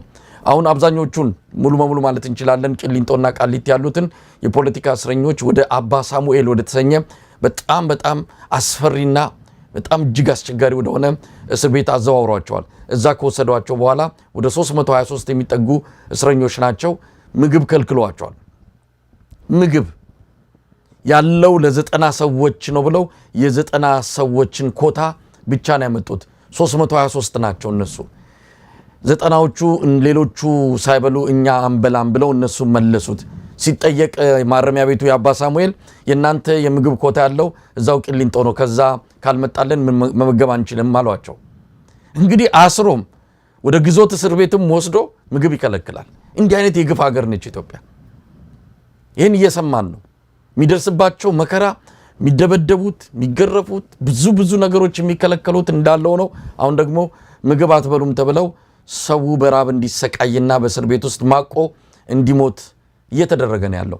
እነዚህ ወገኖቻችን በጣም ከዚህ በፊትም ሰምቻለሁኝ ከባድ ችግር ላይ ነው ያሉት። እንግዲህ ተመልከት፣ እስረኛ ይፈታ ይባላል አይደለም፣ መፈታት ያዛወሩ እንደውም እያጠፉ ደብዛቸውን ሁሉ እያጠፋ ነው ያለው እና በተቃራኒው ነው ሁሉ ነገር የሚሄደው፣ በተቃራኒው ነው የሚሄደው። በጣም ያሳዝናል። የዚህ የምርጫ ጉዳይ ግን አብይ አህመድ ወደ 3 ሽግግሮች እያበላሸ ነው በዚህ አጭር እድሜው እኮ ነው 8 ዓመት ጊዜ ውስጥ። የመጀመሪያው ሲመጣ ወደ ስልጣን ሲመጣ ያ የተበላሸ ጊዜ ነው። እሱ ብቻ አይደለም ተጠያቂው፣ ብዙ ለሂቅ በኢትዮጵያ ውስጥ ሽግግሩን ጊዜ ባለመመርመሩ በተለይ ለሂቁ አብሮ የሚጠየቅበት ነው። እሱ አንድ ሽግግር ተበላሸ። ድርጅት እንኳን ሳይኖረው እኮ ነው ያን ጊዜ እኮ አገርም የሚያሻግረው እኔ ነኝ፣ ፓርቲንም የምለውጠው እኔ ነኝ፣ አገርም የምለውጠው እኔ ነኝ ሲል አይ ጥሩ ነው እንዴት ተብሎ ይጨበጨባል? ቢያንስ አንተ እኮ ገና ምንም የለም አልተባለም። እሱ የሁሉ ችግር ይሆንሽ። ሁለተኛው ምርጫኛ የተወዳደርንበት ሰሞን በኮቪድ ምክንያት ተራዝሞ ነበር። ታስታውስ እንደሆነ መንግስት መቀጠል የማይችልበት ሁኔታ ላይ ደረሰና እንደውም አንጡ ተባለ። መላ በምን መንገድ ንፍታው ይሄን ችግር ተብሎ ወደ የፓርቲው መጥቶ ነበርና በኋላ እኛ ወደ ነበርንበት ፓርቲ የሆነ አንድ ጋቨርንመንት ኦፍ ቴክኖክራትስ የሚባል ነገር ይፈጠር የሚል ነገር አቀብሉ ስለተባለ ያንን ሐሳብ አቀበልና በሳቅሬ ሞተው ብልጽግና ልነግርህ አልችልም። ጋቨርንመንት ኦፍ ቴክኖክራትስ ማለት የሽግግር ጊዜ ይፈጠር ማለት ነው። አዎ እሱማ በቃ አይሆንም ተብሎ እንደ ጉድ ተጣላልኩ። በቃ ሐሳቡ ተወረወረ። ታዲያ ምንድነው ይሄ ጊዜ ራሱ ዝም ብሎ ተፈጥሮ ያመጣው የሽግግር ጊዜ ነው እና አላብይ የሚጠቅመው ነበር ያ ወቅት ራሱንም ሰርቫይቭ ለማድረግ ብልጽግናም ራሱን እንደ ፓርቲም ለማየት የሆነ ጊዜ እግዚአብሔር ያመጣው ወርና ያችን ጊዜ የሽግግር ጊዜ መፍጠር ሲቻል እንደው ሙጭጭ ብሎ የሆነ ህገ መንግስት ማሻሻያ የሌለውን ዝም ብሎ ከዚያ አጭበርብሮ አምጥቶ ራሱ ቁጭ ያለና አራዘመው። ተመልከተ፣ በኮቪድ ጊዜ የነበረው ችግር አሁን ካለው ችግር አይበልጥም። በኮቪድ ጊዜ የገጠመን ችግር ምንድን ነበር? ምርጫ ለማድረግ የገጠመን ችግር ምንድን ነበር? ያ ሶሻል ዲስታንሲንግ የሚባል አልነበረም። ሰው ከተቀራረበ ሰልፍ ሲይዝ ምርጫ አካባቢ በሽታው ይዛመታል። ምን ነው ሴኩሪቲ ኢሹ ነበር የገጠመን። አሁን በምድሪቱ ውስጥ የገጠመን ችግር በኮቪድ ጊዜ ከገጠመን ችግር አይበልጥም። የትግራይ ችግር፣ አማራ ውስጥ ያለ የጦርነት ችግር፣ ምድሪቱ ከዛ የበለጠ እኮ የጸጥታ ችግር ውስጥ ነው ያለው። ያን ጊዜ እንኳን ሶሻል ዲስታንሲንግ የሚባል ነበር። ተራረቀ ዲስታንስ ጠብቀ እኮ ማስክ አድርገ የሚባል ነበር። ምስሉ እኮ አድርገን እኮ ማድረግ እንችል ነበር። ያ ጊዜ ምርጫን የሚያስቆመን ከሆነ እንደ ህዝብ ያ ጊዜ የሚያስቆመን ከሆነ የዛሬው እንደምን አያስቆመንም? የዛሬው የበለጠ ዛሬው ችግር ነበርና ተመልከት፣ የኛውንም ጊዜ አበላሸው እና ወደ 3 ጊዜ መሆኑ ነው። በቃ የኢትዮጵያን ትራንዚሽን እያበላሸ ያለ ሰው ነው አብይ አህመድ። በጣም ሽግግር በኢትዮጵያ ውስጥ እንዲኖር የማይፈልግ ሰው ነው።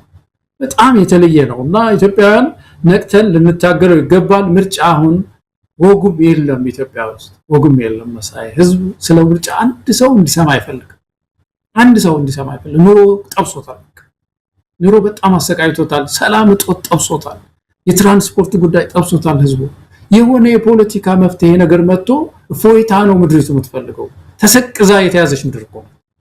በኢኮኖሚ ችግር፣ በጸጥታ ችግር ተሰቅዛ የተያዘች ምድር ነው። እቺ ተሰቅዛ የተያዘች ምድር ምርጫ ውስጥ አይደለም የምትገባው። ፖለቲካ መፍትሄ ውስጥ ነበረ ተንፈስ እንድትል ማለት ነው። እና ያንን እዛ ውስጥ የሚገባ ሰው ስላልሆነ ለዚህ እኮ ነው አሁን በቃ የግድ እኮ ሰልፎች ያስፈልጋሉ፣ ህዝባዊ ቢተኝነት ያስፈልጋል። ይሄ ሰው እጁን ተጠምዝዞ ነው ወደ አንድ አቅጣጫ መሄድ ያለበት የሚል ውሳኔ ብዙዎች እንዲወስኑ ያደረጋቸው። ገለታው እንግዲህ እነዚህ በአባ ሳሙኤል እስር ቤት እየማቀቁ ያሉ ምግብ ተከልክለው ከፍተኛ አደጋ ውስጥ የገቡ እስረኞችን በተመለከተ ምናልባት እስር ቤቱ በራሱ በጣም ከባድ እስር ቤት እንደሆነ ብልጽግና በፖለቲካ በጣም ጠምዶ የያዛቸው ማሰቃየትና መቅጣት የሚፈልጋቸውን እዛ የሚወስድበት የሚያዛውርበት እስር ቤት ነው። አባ ሳሙኤል አዲስ አበባ አቅራቢያ ኦሮሚያ ክልል ውስጥ እንዳለ ነው የሰማነውና ከፍተኛ ችግር ውስጥ እንደወደቁ ነው የሚነገረው። እንግዲህ በዚህ ወቅት ላይ ይሄ የምክክር ኮሚሽን የሚባል እንዲህ አይነት አደጋ እንኳን እያለ ምንም ዝም ጭጭ ነው፣ ምንም ነገር የለም። አስፈቶ አልተባለም። ቢያንስ እንዲህ አይነት ችግሩ እንኳን ለምክክርም አንድ ሰው ወጥቶ ለመናገርና ለመወያየትም እኮ እንዲህ አይነት ችግር ይዞ እንዴት ነው የሚወያየው? እንዴት ነው የሚመካከረው? ሲጠየቁ እኛ አክቲቪስት አይደለንም ይላሉ።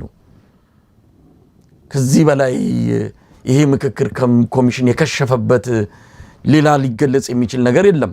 ይሄ ምክክር ኮሚሽን ነው እንግዲህ ትግራይ ክልል ምንም ማድረግ ስለማይችል አዲስ አበባ አምጥቶ የትግራይን አጀንዳዎች ይሰበስባሉ ብሎ የ3 ቀን ነው 4 ቀን ጉባኤ በከፍተኛ የገንዘብ ወጪው ሊነግር አልችለው ከፍተኛ የገንዘብ ወጪ አውጥቶ አዲስ አበባ ላይ የአጀንዳ ማሰባሰብ መርሃ ግብር ከፍቶ ሰሞኑን ሲያካሂድ ነበረ። ስለ ትግራይ ጉዳይ በዚህ እንድናነሳ ነው። ሌተናል ጀነራል ታደሰ ወረደ ለአንድ ዓመት ተራዝሞለታል። ምን ማለት ነው? አብይ አህመድ የሚቆጣጠራት ክልል አይደለችም ትግራይ ክልል። ምርጫ ማካሄድ አይችል፣ መከላከያውን ማስገባት አይችል፣ ምክክር ኮሚሽኑ እዛ ሄዶ መንቀሳቀስ አይችል፣ ምንም ነገር ማድረግ አይችልም። እሱም ደግሞ ለክልሉ በጀቱን አቋርጧል ወይም ቀንሷል፣ ብዙ ነገሮችን አስተጓጉሏል። ትግራይን እየቀጣ ነው ያለው። ዳግም በከበባ ውስጥ ሆና ህዝቡ እንዲራብ እንዲሰቃይ እያደረገ ነው ያለው። እንደምንሰማው ከሆነ የትግራይ ህዝብ በቀጥታ በአውሮፕላን ወደ አዲስ አበባ መምጣት አይችልም እንደው በተለየ ሁኔታ ካልሆነ በስተቀር። አንዳንዱ ወደ ባህር ዳር ወደ ጎንደር እየሄደ በጣም ከፍተኛ ቁጥር ያለው የትግራይ ተወላጅ ወደ አዲስ አበባ እየጎረፈ ነው ያለው። እንዲህ አይነት ነገር ባለበት ሁኔታ የፖለቲካ መፍትሄ መስጠት የለም። አብይ አህመድ ታደሰ ወረደ በየሆነ ጊዜ ይመጣል፣ የአንድ ዓመት ማራዘሚያ እየሰጠው ይመለሳል። ይሄ መፍትሄ ነው? በምን ስልጣን በምን አግባብ ይሄስ ችግሩን ይፈታል? ብዙ ጥያቄዎች ይነሳሉ። ገለታው እሱ ነው ትልቁ ነገር መሰለኝ። አሁን ይሄ ችግር ፈች እርምጃ ነው ወይ? ሰውየው ፈሪ አይደለሁም እኔ በጣም ጀግና ነኝ፣ እዛ በጦርነት በዓለም አቀፍ ጦርነት መካከል በፓራሹትም ቢሆን ወርጄ ምንድነው ዩኤኢ ሄጄ ጠይቄ የመጣው ሰው ነኝ ያለ ሰውዬ እዚህ ትግራይ ሄዶ ምን አለበት እዛ ከህዋቶችም ከምኖችም ጋራ ወይ ተገናኝቶ ብሎ ፖለቲካ መፍትሄ ማምጣት አንድ ነገር ነው። አገሩ ሄዶ ማለት ነው። ታደሰ ወረደ አዲስ አበባ ነው ይላል። ቀላል እንትና ናዚህ አዲስ አበባ ነው ይላልና እንደ አያያዙ ራሱ የትግራይን ጉዳይ አያያዙ ራሱ እንደ ውጪ ነው። ሄድ ብሎ መታየት በራሱ እኮ ፔን ሼር ማድረግ አለ አይደለም። በሆነ አጋጣሚ እዛ የተፈናቀሉ ሰዎች ጋር ቁጭ ብሎ መታየት አይዟችሁ ምናምን የሚለው ነገር ይሆን እኮ ትንሽ ፈውስ ነገር ሊያመጣ ይችል ነበርና አያያዙ በጣም ስሜት የሚጎዳ ነው። አሁን ትግራይ ውስጥ ታደሰ ወረደና አንደኛ ስልጣን አለው ወይ ነው? ይሄን ታደሰ ወረደን ስልጣን ለማራዘም ከየት አመጣው አብይ አህመድ ስልጣን? በፌደራል መንግስቱ ቀጭን ደብዳቤ እኮ አይደለም ያ ሽግግር ጊዜ የትግራይ ሽግግር መንግስት ስልጣን የሚራዘም በተዋጽኦ መሆን አለበት አይደለም። እንግዲህ በዛ ያለው ሽግግር እንትን እኛው ተነጋግረው ተስማምተው ፕሪቶሪያው ስምምነት እንደዛ ነበር የሚለው እንግዲህ እና ይሄ ጉዳይ አሁን ለትግራይ ፎይታ ያመጣል ወይ መፍትሄ ያመጣል ወይ ያለው የፖለቲካ ተቃርኖ ትንሽ ፎይታን ስምምነት ያመጣል ወይ ያለ እንደሆነ የበለጠ ውጥረትን ነው ሊያመጣ የሚችለው። አንደኛ ሰውየውን ጠልተውታል አብይ አህመድ። ከዚህ በፊት ለረጅም ጊዜ የአብይ ስም አይጠራም ነበር በትግራይ አካባቢ። ስርዓቱን ይጣላሉ ምን ይላሉ። ግን አሁን በጣም ብዙ ሚዲያዎችን ሳዳመጥ በጣም አምረዋል። ዋናው ችግራቸው እሱ እንደሆነ በጣም ገብቷቸው ትግራይ ውስጥ እና ይሄ ሰው የሰጠው ሹመት በትግራይ ውስጥ ምንም አይነት የፖለቲካ መፍትሄ ሊያመጣ አይችልም። ሰውየውም ደግሞ ተለክተው አቶ ታደሰ ወረደ ጀነራል ታደሰ ናቸው አይደለም ተለክተው ታይተው በተለይም ያንን ቀውጢ ጊዜ ትግራይ ውስጥ ያለውን ከባድ ቅራኔ አርግበው መምራት እንደማይችሉ ታይቷል። አሁን ለውጥ አይደለም የሚያስፈልገው በዚህ ጊዜ አሁን ትግራይ ውስጥ ለውጥ እኮ ነው የሚያስፈልገው። ምን አይነት ለውጥ እናምጣ?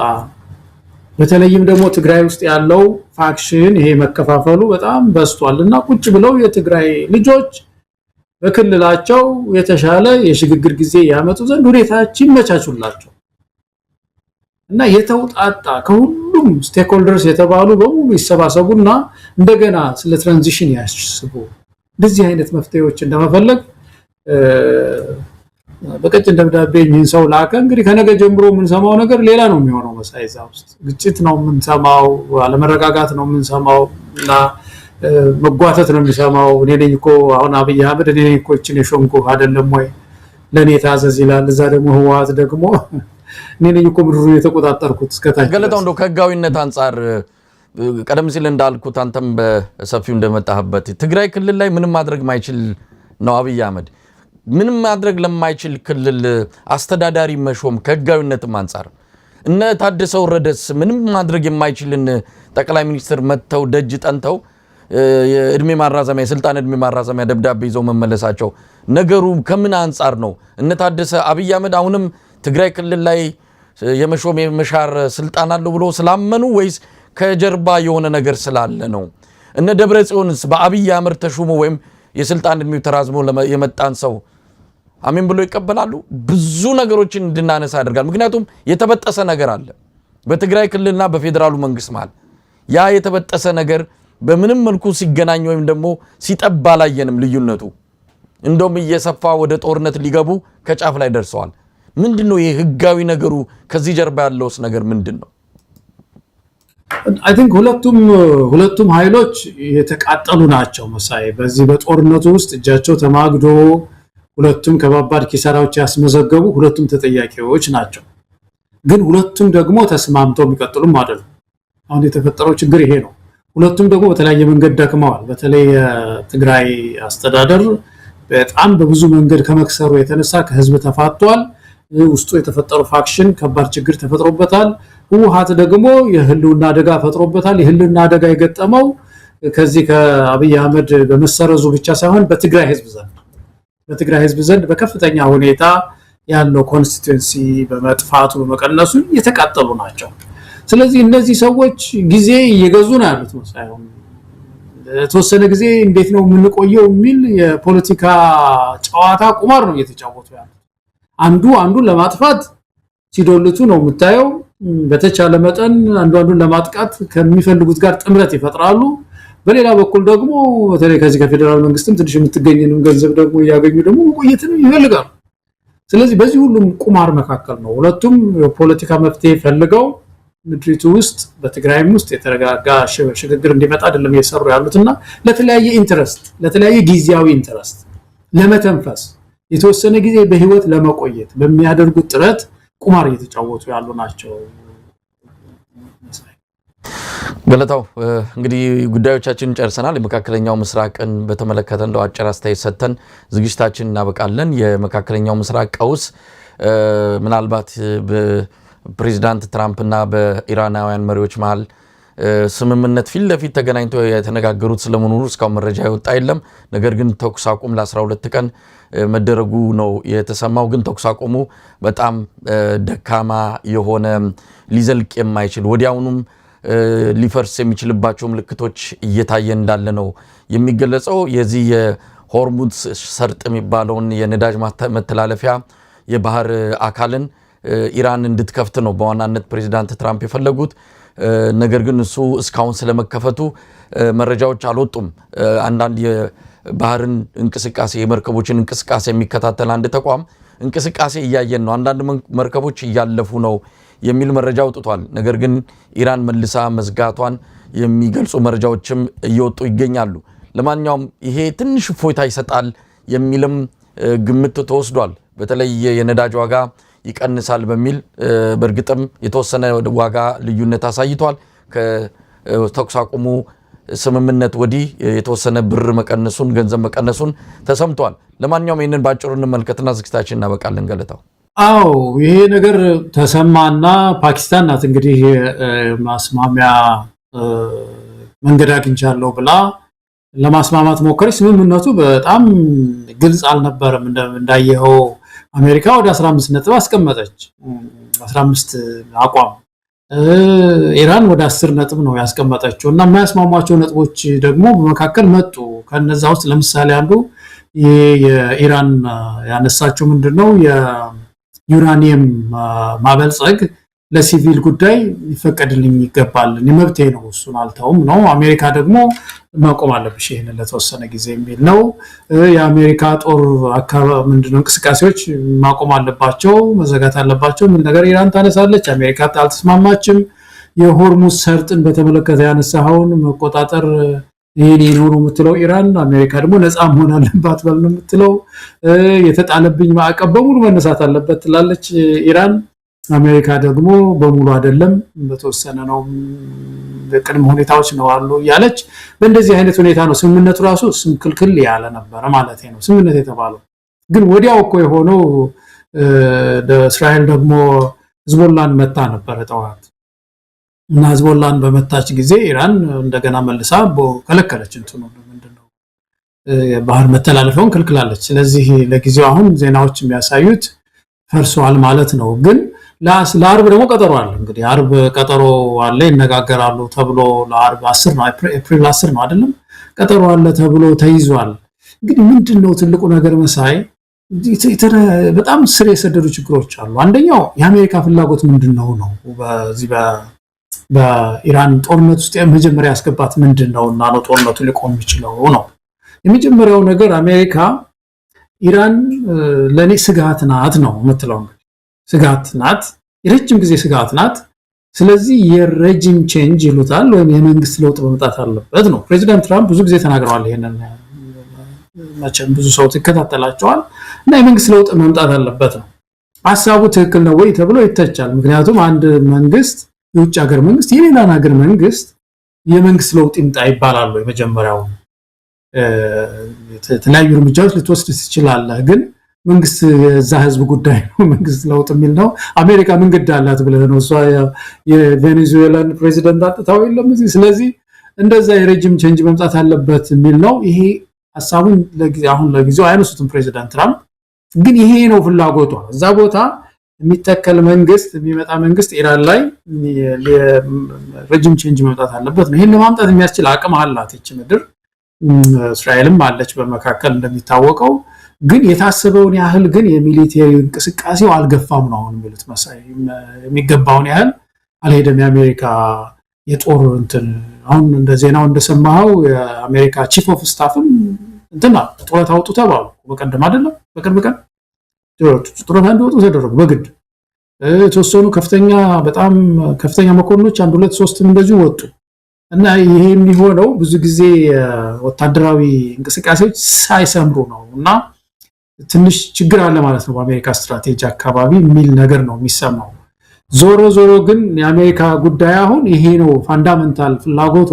እዛ አካባቢ ለውጥ ትፈልጋለች፣ መንግስት ለውጥ ትፈልጋለች እና ይሄ ሳይሆን ዝም ብሎ አሁን እንደው ተኩስ ቆሞ ሊመጣ አይችልም ነው። በሌላ በኩል እኮ ወታደርም እየተላከ እኮ ነው ከዚህ ከፍተኛ ጦር እየተላከ ነው ያለው ወደ መካከለኛው ምስራቅ ከፍተኛ የጦርነት እንቅስቃሴ ነው ያለው። ስለዚህ በቀላሉ ሊቆም የሚችል አይደለም የሚል ነው። አሜሪካ ማለት አሁን ኢራን ተመልከት፣ በአንድ በኩል አሜሪካ እየጠየቀች ያለችው ምንድነው ይሄ የፕሮክሲ ዋር አቁሚ የሚል ነበር።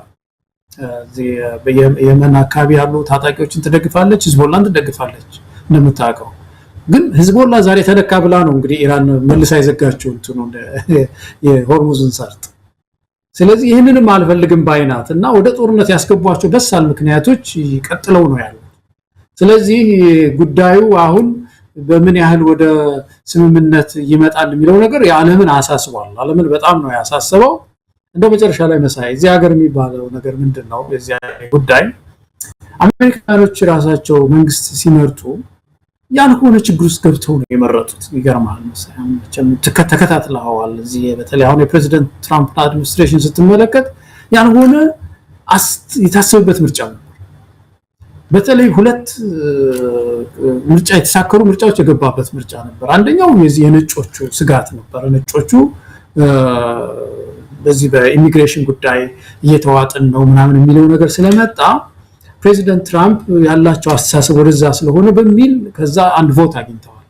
ሁለተኛው ደግሞ ከዚህ ከኢሚግራንቱ ያገኙት ቮት ደግሞ ይሄ ተመሳሳይ ጾታ በቃወማለሁ ሲሉ አብዛኛው ይሄ ኢሚግራንቱ ኢትዮጵያን ጨምሮ እኮ ብዙ ኢትዮጵያውያን ድምጽ ይሰጣቸዋልና ይሄ አጠቃላይ ሰፋ አድርጎ የሀገሪቱን ችግር ሊፈታ ይችላል ወይ? ዓለም አቀፍ ዲፕሎማሲውን ኢትዮጵያ በተለይ አሜሪካ በተለይ ያለባትን ዓለም አቀፍ ኃላፊነት ልትወጣ ትችላለች የሚል ምርጫ ውስጥ አልገቡም።